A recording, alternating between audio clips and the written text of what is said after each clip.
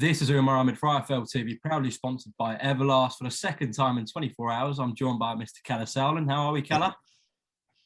Excellent. New location, new country today, but I can't tell you where I am, or else I would have to, well, you know the rest. All good here. We know all good here. And how is El Animal, Filip Hrgovic? How are we doing? Everything good, man. 24/7 good. I bet it's good. You've finally got a fight day after it feels like, what, ages and ages, nearly been out of the ring for a year. 10th of September. Well, look at the beard.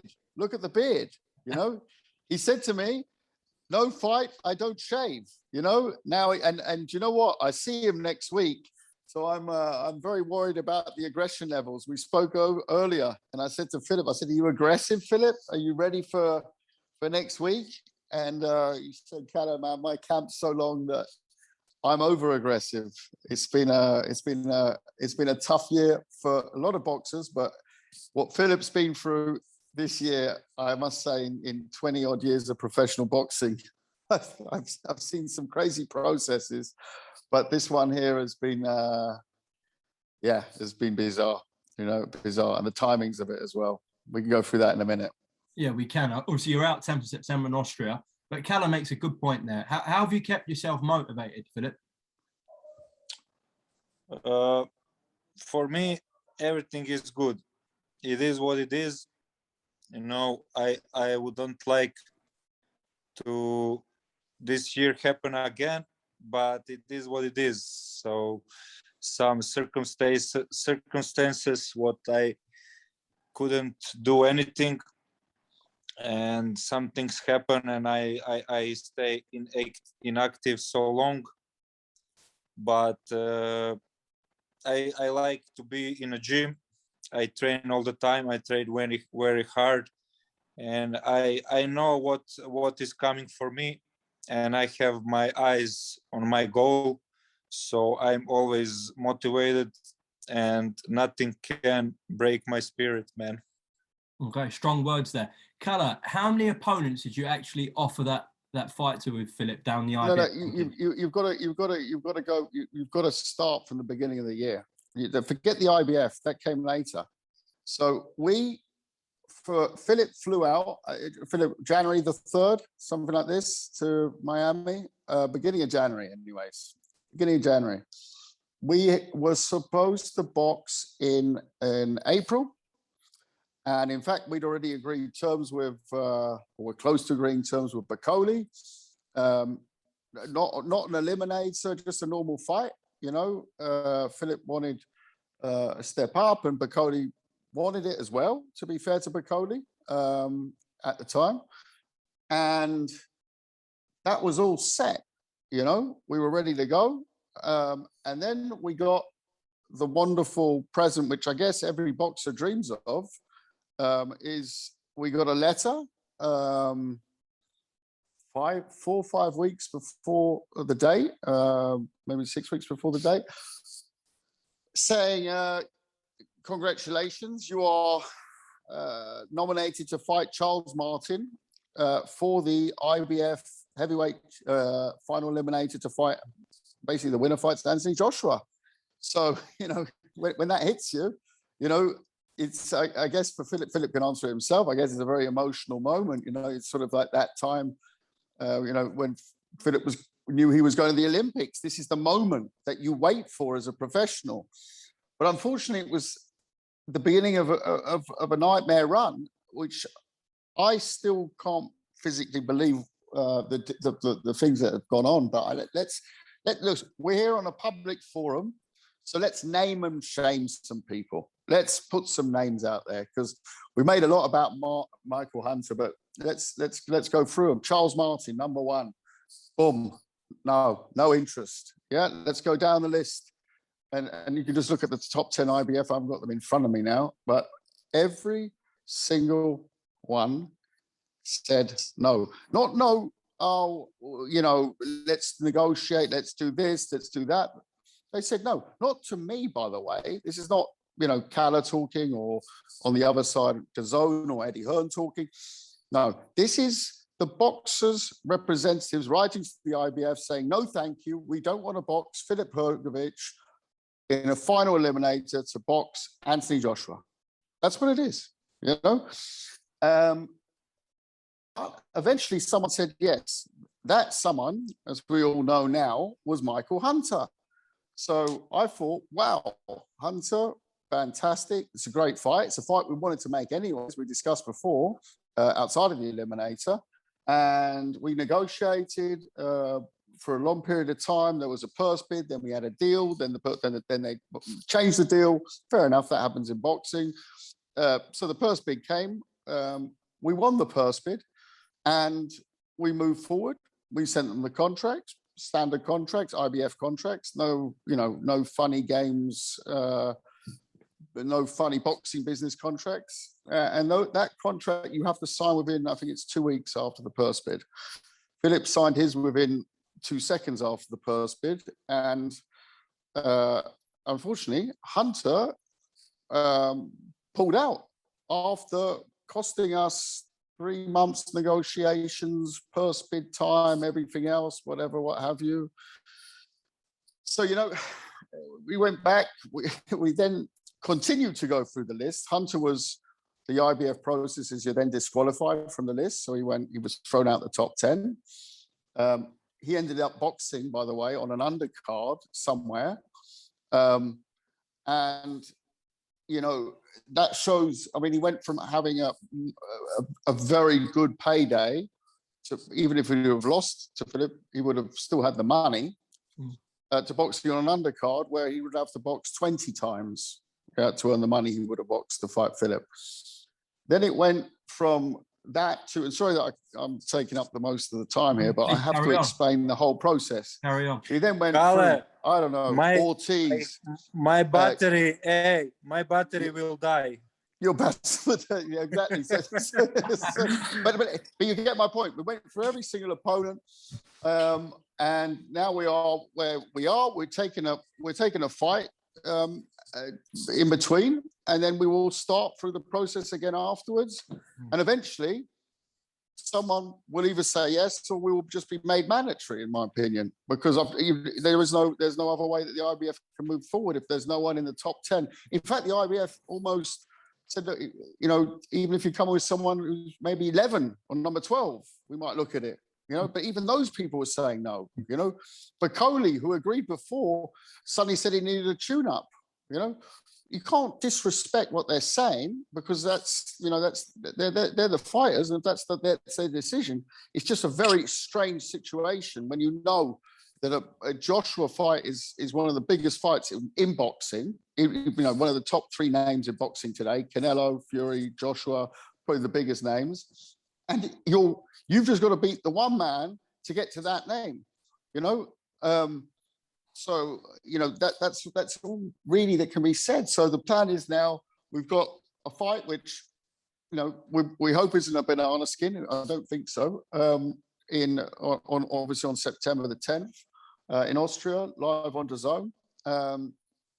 And then we move on and probably, I'm guessing late November, early December, we will fight for the final eliminator. The next fight's Joshua next year. It sounds all very simple, but unfortunately, as you can see, there's someone else on the line here, and he scares a lot of people. That's why we call him El Animal. Man, would you fight me? Don't blame these. Well, that depends. Don't blame these people, depends. Man. That depends. If I could tie you up first, I think I would have a chance. But then you might headbutt me or something. Don't blame these people. No, exactly. No, but at the end, but those are the rules, and we can't blame anyone, I guess. The only one I would blame is Hunter for accepting and then not accepting. I think that's not forget the promoters. It's unfair on Filip as a fellow professional. I think that was very bad behavior of an individual, because when you step up to a purse bid, you agree to box for what is. And even after the purse bid, if he didn't like the amount, he should have said straight away, well, I'm not boxing for that amount. Okay, fair enough. Move on. But he didn't. He waited another 2 weeks until the final second. And, I think he played a game of poker and lost very badly.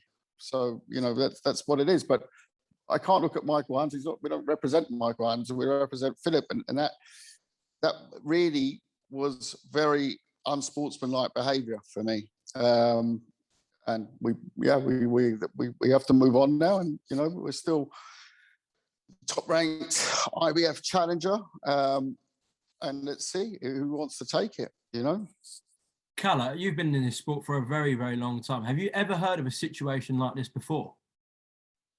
I've seen the situation before when it was a long time ago now. Povetkin, Klitschko, there was a similar situation, but it was more to do with the fight kept on getting delayed because of certain, you know, they were requesting special exceptions and things like this. I have never seen anyone go through the top 15 of a heavyweight rankings. I've seen it maybe in other weight classes where the money hasn't, you know, it hasn't been, the appeal hasn't been big. But let's face it, it's a boxing match. And these are good boxers, by the way, in the top 10 there. They're good boxers. You know, Filip says himself, well, he's a good boxer, the other guy. So it's man versus man. The winner takes the biggest prize in boxing to fight for the heavyweight championship of the world against Anthony Joshua. You know, it's for me, it's and instead I go box on an undercard for $20,000. Are you in the right profession? You know, why do you do your job? You know, do you not want to be the best? Well, then why don't you just say, well, don't put me in the top 10. I'd rather just fight on undercards. I don't. It's odd. You know, I mean, that I guess you have to ask Filip as an athlete. Filip, do you find that strange? I mean, I can only look at it from the outside. As a fighter, I can't understand anyone who refused to fight. You know, even if it's not good money, even if it's not good chance, I would never refuse to fight someone, because in my mind it can't happen. How I look myself into the mirror, if I know I refuse to fight someone, you know, I admit to myself that someone is better. I don't know how these guys can look at the mirror, you know, so I don't understand that. Filip, do you think one of these fighters, after your fight on September 10th, is actually going to take this final eliminator? Can you repeat, please? Yeah, after this fight on September 10th, all being well for yourself, do you believe one of these fighters in the IBF rankings is actually going to take this eliminator? Yeah, I hope so. We make deal with Martin Bacola. He accepted, but he said he want the warm-up. He want a warm-up fight, so he will have that warm-up fight. And I hope so he accept and we make a deal and we make a fight. Okay. Kalle, from what you've heard from Bacola's people, Filip said he's accepted it. You believe that will happen, Hrgovic? Yeah, I believe it will happen. Unfortunately, and this is once again the IBF rules, and the IBF is very strict on their rules. We go down the list. So Bacola, I saw yesterday. I saw he's fighting in Dubai, and yeah. So it's from the timing, it's perfect. He should be pushed up the rankings after that fight, and then he will definitely come into question, because I think a lot of them will say no again. What's the difference now than it was 6 months ago? And Bacola, despite a little bit of a strange dialogue we had where they said, yeah, we take the fight. No, we want to tune up now with this. Well, they've had the tune up now, so there's no more talking. But I do believe that they would step into the ring. I do believe that what Filip just said, they are fighters who wouldn't walk away from a fight. And, you know, but once again, I believe it when I see it. You know, I believe it when I see it. And yeah, man. After this year, we believe it when we see it. I don't believe anything Yeah. more. We believe it when we see it. Yeah, when I step into the ring. Well, listen, I don't blame you guys for that as well, having that viewpoint. How are your feelings towards Michael Hunter now, Filip? I didn't watch his fight. I read that he had some fight, but I didn't watch. And for me, he's not a real fighter. if he didn't accept fight, and like Kalle said, it's a big opportunity. He would face Anthony Joshua if he beat me, and he would make millions. So if he refused that fight, I don't consider him fighter. He's I don't have words to describe that, and I think it's just not a fighting spirit, you know. Kalle, if that fight with Martin Bakole materializes, how strong a possibility is that to land in the UK? You know, these days that's not down to promoters, that's down to the networks, you know. And that's something that we'd have to see at the time. I think it will be a network decision. It's a fight that you say is made for a big European card, but at the same time, you know, heavyweight boxing in the States is something that's popular with the broadcasters as well. So, you know, it's a difficult one to say. I think, I mean, there was, you know, Filip was partly the eliminator was supposed to go as a doubleheader with Dillian Whyte, you know, who was from the UK, you know, fighting in the US. You see Daniel Dubois going over to the US now, so it's not with heavyweights. It's a bit different, you know. The location can be anywhere, you know. So, you know, it's a fight. I'd love to see it in the UK personally, because Filip's style, the UK fans will love him. Sure about it, you know, especially the personality. You know, he's you know, Filip is not only a beast of a heavyweight, he's a real character, you know. We call him El Animal, but he's the only one, actually the only one of our fighters ever that I've when I call him up, the first thing, what do I always say, Filip? How are you, El Animal? You know, I never called up, I don't know, Mikkel Kessler and said, how are you, Viking Warrior? You know, he really lives El Animal style. And, you know, he's you know, he's I mean, out the ring, he's a proper family guy and whatever, but his mentality, I tell you, sometimes when I have my conversations with him, we never know which Filip you're going to get on the telephone. Sometimes, if he's had a bad day in training, I can tell you something. Sometimes you get this El Animal, and sometimes you get this El Animal. So, but that's, you know, he's a true heavyweight. He's a true man, and he's a man who doesn't walk away from a fight. You know, I think, you know, there's a few of them out there. I think Tyson Fury's one. I've got to say, I think Anthony Joshua's one as well. These are people who they don't walk away from fights, you know. And just to finish off on Hunter, look, of course, it's a boxing fight. Like I said before, Hunter's team would have thought they would have won, and we would have thought we would have won.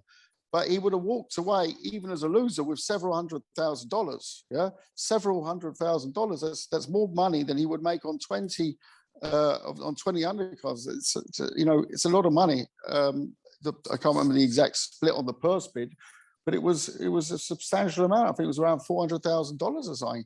It's a lot of money. And by the way, he would have, if he doesn't believe in his mind he can beat Filip, then what? You know, Filip's not heavyweight champion of the world yet.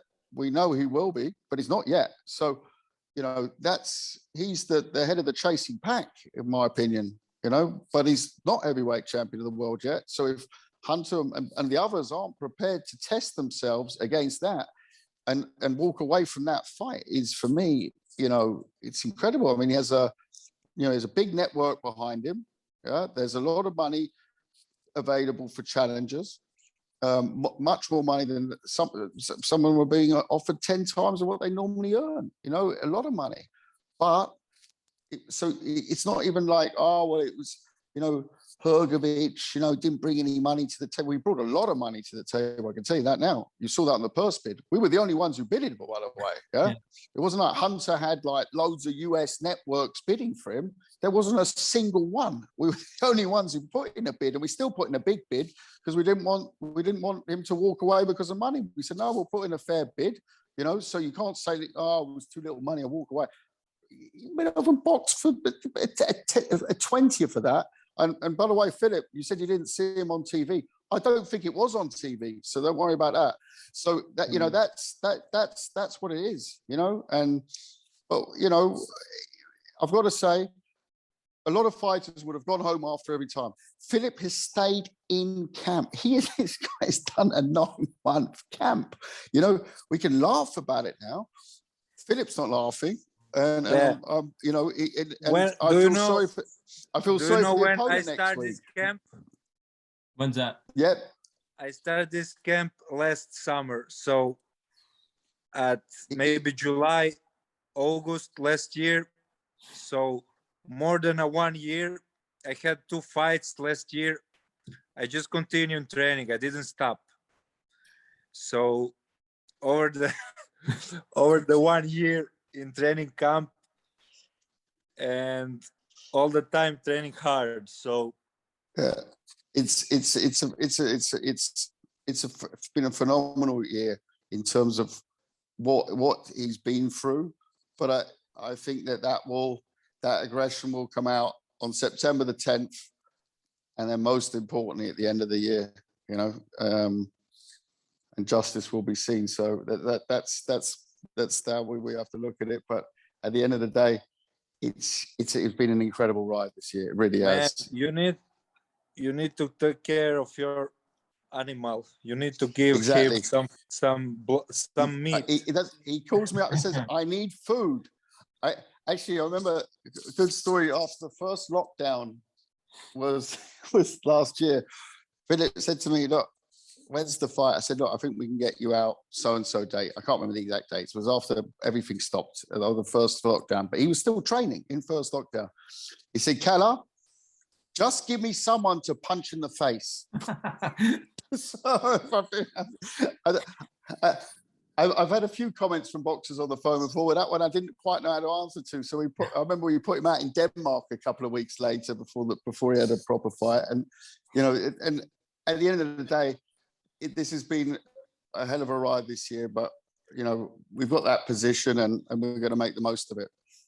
Kalle, I asked you about the Bacoli situation. Let's just say you have the same thing. Let's hope not, but you have the same thing when no one accepts a fight with the IBF. How long do you think it will take for the IBF to order Filip against Anthony? Well, look, first of all, Anthony's got a very difficult fight on September the 25th. But I think that you'd look at it and say that, there's only a system can only work for so long.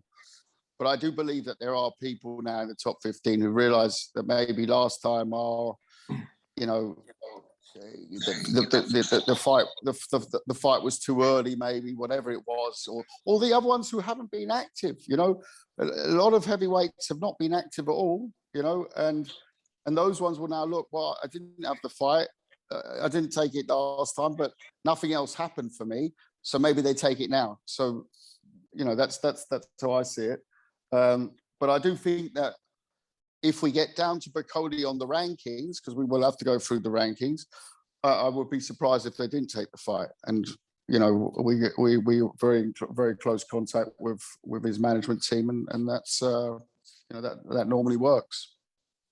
Well, listen, guys, just before we close off, of course, one day the reins from Anthony Joshua and Tyson Fury will have to be passed down, and we've got a really good crop of heavyweights. Of course, Filip's right at the top of that. I just want to ask Filip his thoughts on the likes of Joyce, Tony Yoka, Daniel Dubois. These guys are also projected to get to the top. We know you're the top with the IBF. Joyce is there with the WBO. So we'll go one by one. Joyce, do you think that's a fight that'll happen one day, Filip?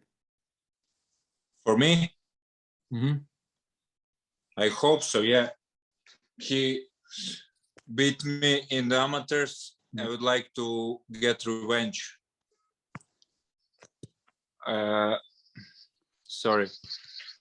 I would like to have revenge, and I hope so. This fight happen in future. That would be a great fight. Aside from yourself, do you rate him as kind of the best heavyweight in that other crop outside of Fury, Joshua, Wilder? Joyce? Yeah. No. I think he's nothing special. when you see his technique and his speed, he's good. He's not bad. Of course, he has good experience and he's always well prepared. But I think he's not so special fighter. Okay, and the likes of Daniel Dubois, Tony Yoka, how do you rate them? Yoka is good. He's Olympic champion. He's good technically and good speed, good IQ. He's good fighter, but I think his lack of the power, punching power. And you're looking at the most complete heavyweight in the world. I have power, I have speed, I'm smart, I'm pretty, and whole package, you know.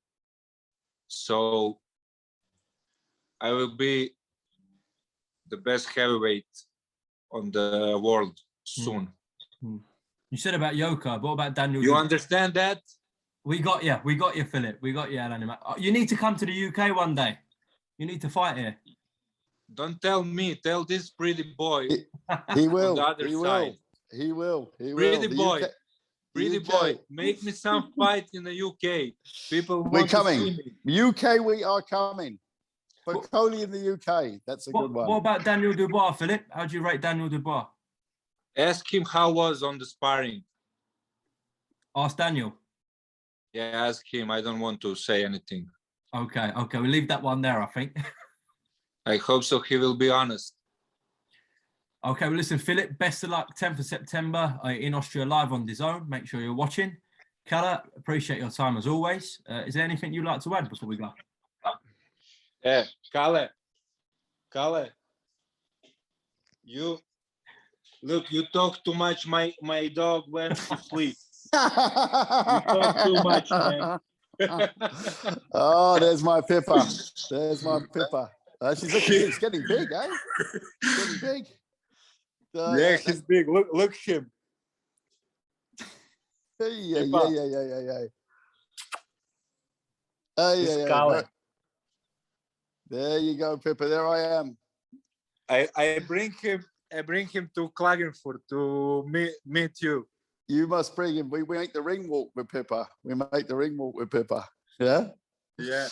Hey, This guys. is good. Okay, Philip, thank you very so much. much. Just keep you on for a second, please. Thank you, Philip. Yep. Thank you. And El Animal is coming. El Animal.